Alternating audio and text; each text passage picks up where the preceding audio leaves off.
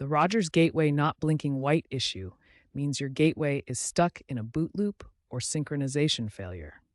Instead of the LED blinking white to indicate normal startup, it stays solid white, showing it can't connect to Rogers servers. Instead of the LED blinking white, indicating normal startup, it stays solid white, meaning it can't connect to Rogers' servers.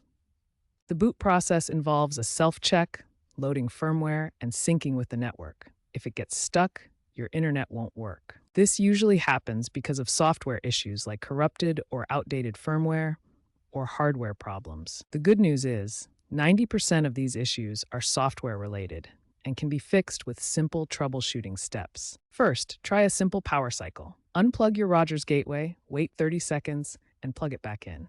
This often clears temporary glitches. If that doesn't work, perform a factory reset using the pinhole button on the back of the gateway.